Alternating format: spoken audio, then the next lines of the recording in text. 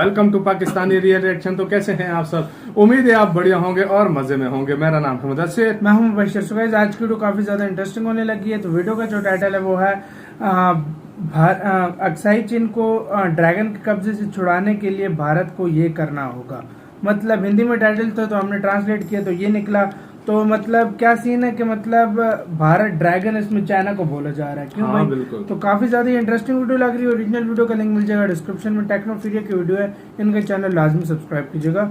तो काउंट करते हैं 3, 2, 1 एंड स्टार्ट। चीन जो हमेशा दूसरे की ज़मीन पर नज़र गड़ाए रहता है, वही चीन जो ताइवान, वियतनाम, रूस, फिलीपींस और भारत की ज़मीन को अपना बताता है। यही वजह है कि चीन को भूमाफिया के नाम से भी जाना जाता है। चीन ने भारत के एक बड़े भूभाग पर अवैध तरीके से कब्जा कर रखा है। चीन भारत के एक पूरे राज्य को अपना बताता है। अब आप सोच सकते हैं दोस्तों कि चीन जमीन का कितना बड़ा भूखा है। ऐसे में क्या होगा जब भारत चीन से अपनी ज़मीन वापस ले ले? क्या होगा जब भारत चीन से अपनी ही ज़मीन अक्साई चीन को वापस ले ले? क्या चीन और भारत के बीच युद्ध होगा? जाहिर है युद्ध तो होगा ही, क्योंकि ड्रैगन जो ज़मीन का इतना बड़ा भूखा है वह 38,000 स्क्वायर किलोमीटर के क्षेत्र को आसानी से जाने नहीं देगा और भारत अपनी ज़मीन वापस लेना चाहेगा। तो संभव है भारत और चीन में युद्ध तय है।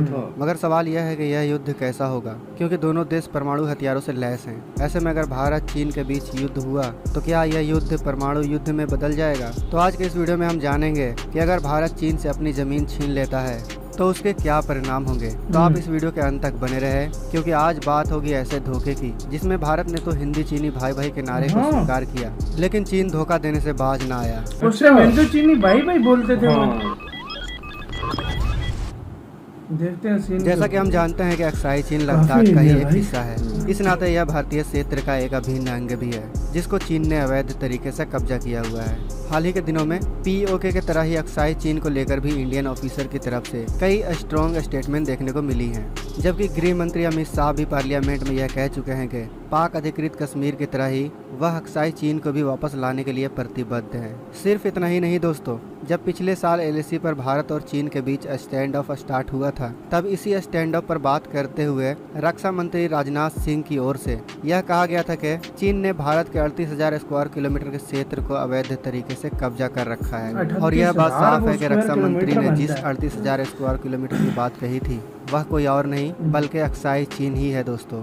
लेकिन दोस्तों, अक्साई चीन को वापस लेने के बाद क्या क्या संभावित प्रभाव होंगे, यह जानने से पहले हमें यह जानना होगा कि आखिर अक्साई चीन ड्रैगन के कब्जे में आया कैसे। दोस्तों, जो अक्साई चीन है वह लद्दाख के पूर्व में स्थित एक समतल क्षेत्र है। यह आजादी से पहले लद्दाख का हिस्सा था, जो जम्मू कश्मीर के डोंगरा किंग के अंदर आता था। हम आपको बता दें कि यहाँ पर ब्रिटिश द्वारा जॉनसन लाइन भी खींची गई थी और वह लाइन यह स्वीकार करती थी कि अक्साई चीन लद्दाख का ही एक हिस्सा है। आजादी के बाद भी भारत सरकार ने इसी जॉनसन लाइन को माना और अक्साई चीन को भारत के नक्शे में ही दिखाया। लेकिन 1950 के बाद चीन अपनी हरकत दिखाते हुए अक्साई चीन पर गैर कानूनी तरीके से कब्जा करना शुरू कर दिया। जिस समय चीन ने अक्साई चीन पर कब्जा करना शुरू किया था, उस समय भारत को आजाद हुए ज्यादा दिन भी नहीं हुए थे। वहीं भारत ने हिंदी चीनी भाई भाई वाले नारे को दिल से ले लिया, मगर दूसरी ओर चीन ने इस नारे का फायदा उठाते हुए अक्साई चीन से होकर गुजरने वाली एक सड़क बना डाली, जिसे आज हम काराकोरम हाईवे के नाम से जानते हैं। यह हाईवे सिंजियांग और तिब्बत को जोड़ता है, जो आज चीन के नियंत्रण में है। जब भारत सरकार की जानकारी में यह बात सामने आई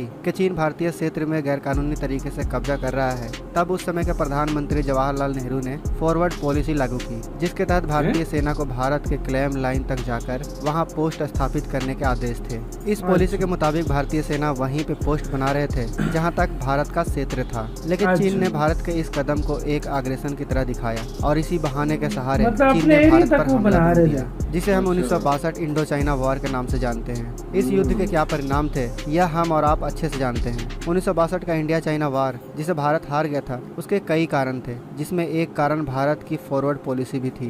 एक्सपर्ट के अनुसार फॉरवर्ड पॉलिसी के अंतर्गत सीमा पर स्थित पोस्ट पर जितने सैनिक तैनात होने थे उनकी संख्या काफी कम थी। इसके अलावा यहाँ पर कोई भी लॉजिस्टिक या सप्लाई लाइन मौजूद नहीं थी। इसके अलावा हमारा इंफ्रास्ट्रक्चर भी काफी खराब था, जिससे हम सही समय पर अपने सैनिकों को सीमा तक नहीं पहुँचा सके थे। यही सब कारणों की वजह से हम 1962 का युद्ध चीन से हार गए और इसी हार के बाद से चीन ने अक्साई चीन पे कब्जा कर रखा है। दोस्तों, आप यह बात भी जानते होंगे कि 1962 के युद्ध में भारत सरकार ने भारतीय वायुसेना को कॉम्बैट एयरक्राफ्ट इस्तेमाल करने की मंजूरी नहीं दी थी। 1962 के युद्ध में भारतीय सेना का इस्तेमाल न करना, इसे भी भारत के हार की मुख्य वजह बताई जाती है। दोस्तों, भारतीय वायुसेना को 1962 किया गया था, इस पर हम एक अलग से वीडियो लाने वाले हैं। तो अगर आपको वह वीडियो देखना है तो हमारे चैनल को सब्सक्राइब जरूर करें।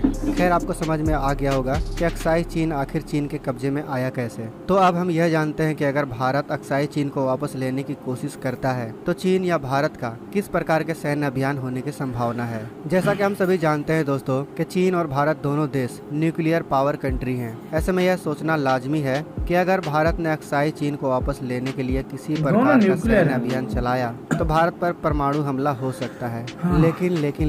लेकिन ऐसा कुछ हो नहीं सकता। चीन के परमाणु नीति के अनुसार चीन तभी किसी देश पर परमाणु हमला करेगा जब उस पर एक परमाणु हथियार से हमला हुआ हो। ठीक है, भारत के परमाणु नीति के मुताबिक भारत किसी भी देश पर पहले परमाणु हमला नहीं करेगा।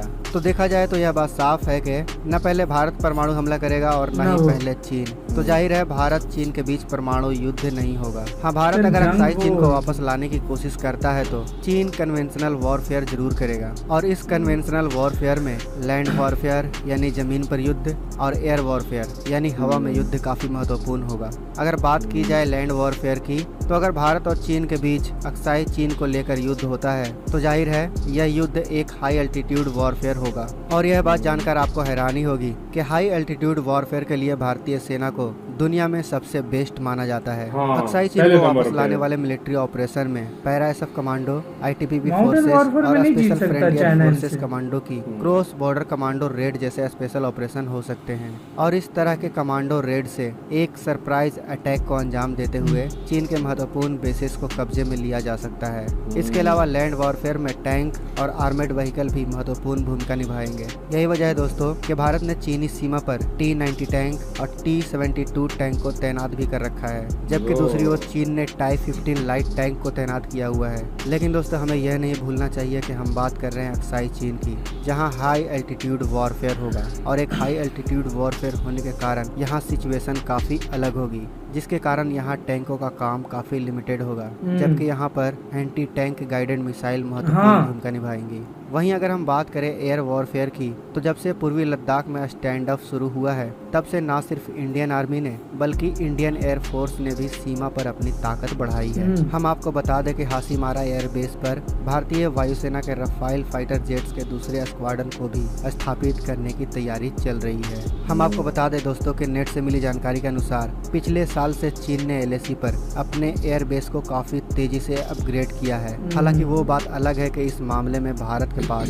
जियोग्राफिक एडवांटेज ज्यादा है। अगर हम इस हाई एल्टीट्यूड पर बने चीन के एयर बेसेस की बात करें तो यह एयर बेस है कासगढ़, कुटान और नागरिगुसा। वहीं अगर हम बात करें भारत के एयर बेसेस की तो भारत के एयर बेसेस समतल रीजन में मौजूद हैं, जिसके कारण भारत के फाइटर जेट्स पूरी क्षमता के साथ उड़ान भरने में सक्षम होंगे। अगर हम दोनों देशों के मेन लड़ाकू विमानों की बात करें तो भारत के पास रफाइल, सुखोई 30 MKI, MiG-29 और मिराज जैसे फाइटर जेट्स हैं, जो चीन के साथ एयर वॉरफेयर होने पर महत्वपूर्ण भूमिका निभाएंगे। वहीं अगर हम चीन के एयरक्राफ्ट की बात करें तो चीन ने J-7, J-17 बॉम्बर एयरक्राफ्ट और 5th जनरेशन फाइटर एयरक्राफ्ट को डिप्लॉय किया हुआ है। तो दोस्तों यह तो हुआ कि अगर भारत अक्साई चीन को वापस लेने की कोशिश करता है तो भारत को लैंड वॉरफेयर और एयर वॉरफेयर चीन के साथ लड़ना पड़ सकता है। अब हम यह जानते हैं कि अगर भारत अक्साई चीन को वापस ले लेता है तो बाद में भारत को क्या संभावित प्रभाव देखने को मिल सकता है। दोस्तों अगर भारत चीन से अक्साई चीन वापस ले लेता है तो भारत को कई प्रकार के लाभ मिल सकते हैं। पहला, भू सामरिक लाभ।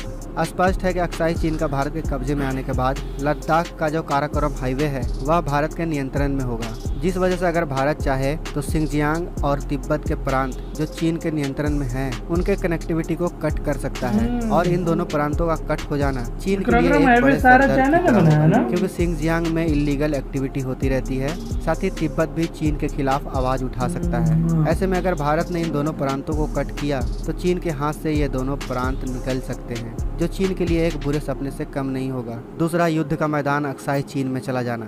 दोस्तों भारत को जो दूसरा सबसे बड़ा फायदा होगा वह यह होगा कि जो आज का चीन और भारत के बीच युद्ध का मैदान है वह पूर्वी लद्दाख से हटकर अक्साई चीन में चला जाएगा और फिर एक बफर जोन के रूप में जो अक्साई चीन है उसके साथ लद्दाख किसी भी तरह के चाइनीज अटैक से सुरक्षित रहेगा। दोस्तों कुछ एक्सपर्ट के अनुसार चीन ने जो पूर्वी लद्दाख में हरकत दिखाई और उसने जो अग्रेशन दिखाया था उसके साथ चीन का उद्देश्य था भारत के साथ सियाचिन ग्लेशियर के कनेक्टिविटी को कट कर देना। हाँ। और यह बात आप सबको अच्छे से पता होगा कि सियाचिन ग्लेशियर जो दुनिया का सबसे ऊंचा युद्ध का मैदान है वह भारत के लिए कितना महत्वपूर्ण है। तो अगर हम बोले कि अक्साई चीन के आ जाने से सियाचिन और भी सुरक्षित हो जाएगा, यह गलत नहीं होगा दोस्तों। तीसरा, क्षेत्रीय भू राजनीति। दोस्तों, अक्साई चीन को वापस लेने के बाद भारत को क्षेत्रीय भू राजनीति में एक बड़ा फायदा होगा और अक्साई चीन पर भारत का नियंत्रण हो जाना यह चीन के लिए एक बड़े झटके से कम नहीं होगा। इसके अलावा काराकोरम हाईवे भारत के नियंत्रण में आ जाने के बाद चीन के वन बेल्ट वन रोड वाला चाल भी खतरे में पड़ जाएगा। चौथा, अंतर्राष्ट्रीय राजनीति पर प्रभाव।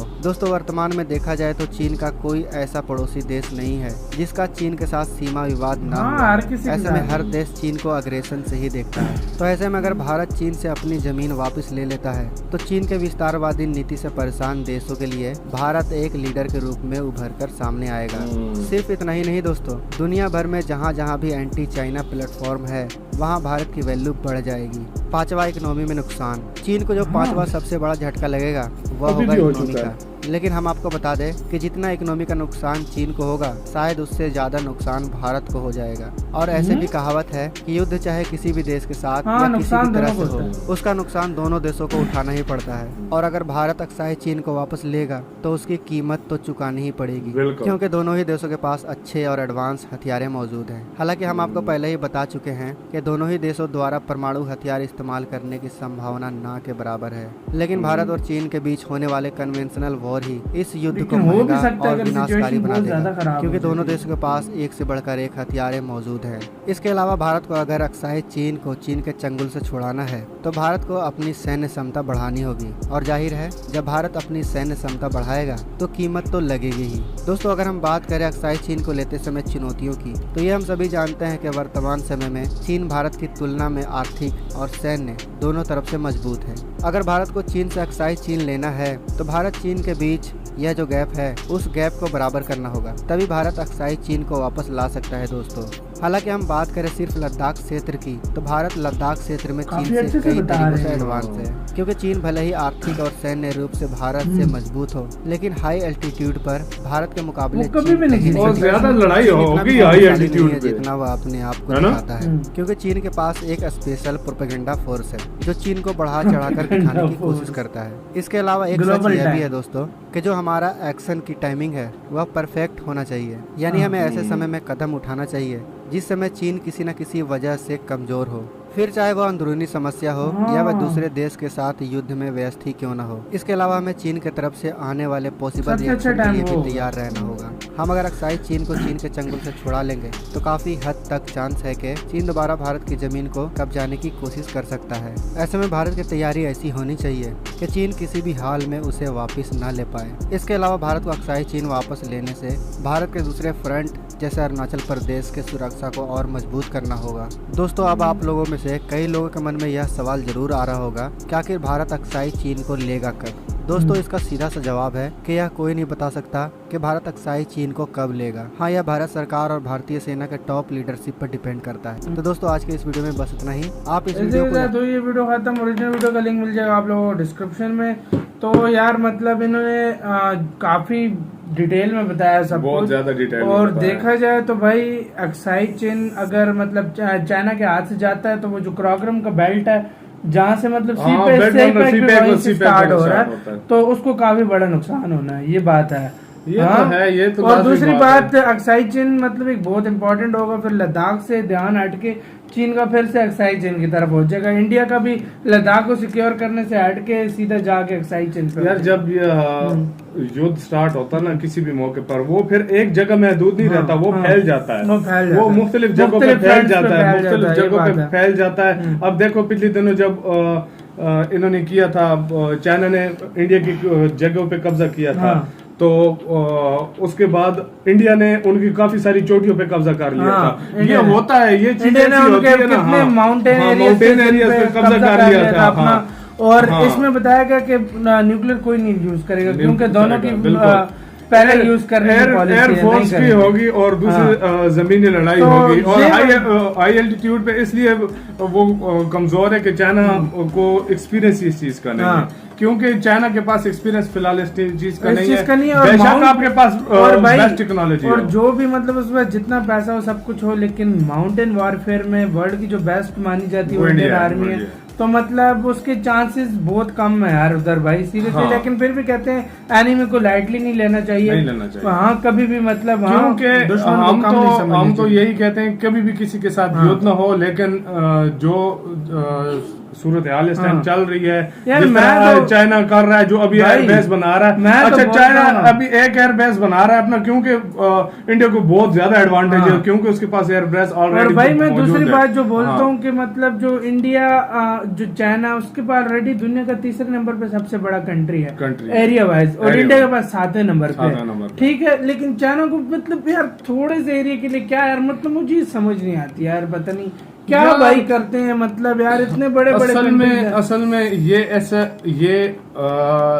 जब भी कोई बड़ा देश अपना गुरूर में आता है ना, जब भी बड़ा देश कोई भी होता है, नहीं किया चाइना ने किया, तो चाइना पे बात, जो भी बड़ा देश अपने गुरूर में आता है वो कहता है मैं ही सब कुछ हूँ, तो वो हमेशा मार खाता है, चाहे लेट खाए लेकिन मार खाता है। बिल्कुल। तो जर्मनी को देख लो, हिटलर को देख लो, कितना बड़ा था एक टाइम का अपना जो है ना सबका सबसे बड़ा था सोवियत यूनियन, मतलब क्या कुछ, लेकिन फिर भी मार खाई, चाइना को लग जाएगी बहुत बुरी, तो फिर वो बोलेगा। और वैसे भी उसके दुश्मन बहुत हैं, हर तरफ से दुश्मन है, ये ना हो इतनी सी जमीन लेने के चक्कर में अपना पूरा आधा से ज्यादा देश गंवा बैठे। बिल्कुल। सो गाइस, आपका इसके बारे में क्या कहना है अपने राय में कमेंट सेक्शन में दें। इधर वीडियो खत्म करते हैं, अपना बहुत बहुत ज्यादा ख्याल रखना। बाय।